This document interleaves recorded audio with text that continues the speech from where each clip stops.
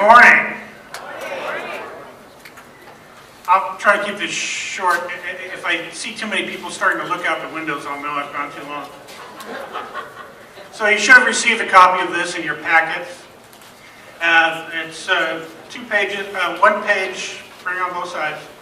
So the first page compares where we were at the end of 2010 versus the end of 2011, and then the third column is the amount of change. And the sections here, so the first top section is operating reserve. Now this is a typical number used by nonprofits. And what this says is, how long could we continue operating if our major funding sources dried up?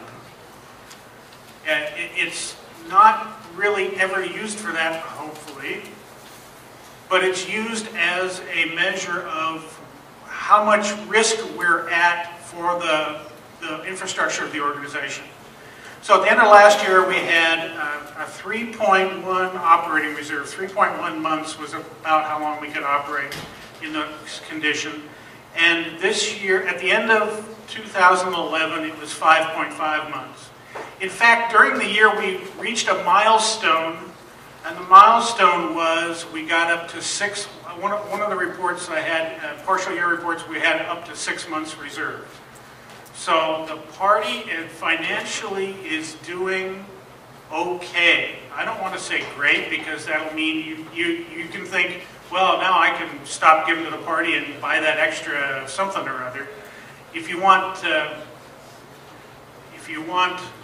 our agenda to go forward in California, you need to start giving. And we'll talk about what happens when you get a reserve greater than you think you need in just a minute. So below that are the activities, and so this is the net profit, if you want to use that word, for each of the activities: memberships, fundraising, convention, magazine, web outreach, and then administration. And you'll see most of those improved for 2011 over 2010. And then we see the budget bottom line. In 2011, our bottom line was $15,000, and we had budgeted for $785 in the budget to be that much profit. Part of that came because our major donor, Chris Roofer, gave not one but 2 gifts of $10,000 this year. And I want to thank him profusely for his continued support. He's a great part of why we are in the financial condition that we are. So the balance sheet just shows you where we are with the bank accounts and the liabilities and that sort of thing. And at the bottom, the graph is, the blue is where our cash was throughout the year. And it never got below, looks like about 13,000, which keeps me from having to hit the Maalox bottle. And you'll see the net profit was high in November, June. Those were the 2 times when Chris gave his major gifts, and slightly negative on the other months. And of course, April was our convention, and May, a lot of the bills came due, so that's why that is the net profit went down a little bit there. So on the back page, I've listed out, instead of by activities, I've listed it out by income and expense accounts. This is typical accounting stuff. I'm not an accountant, but I do play one on the weekends.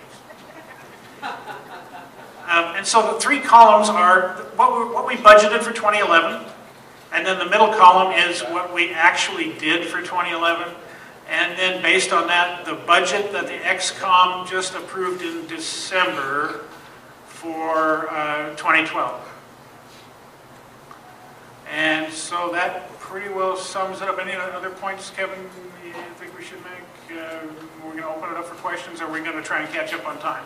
If you have questions, I'm happy to answer them when I'm not up here speaking or doing something else. So come by, and I'm hard to miss. Come by and tap me on the shoulder and ask your questions. I'll be happy to answer them. Thank you very much. Thank you for being here.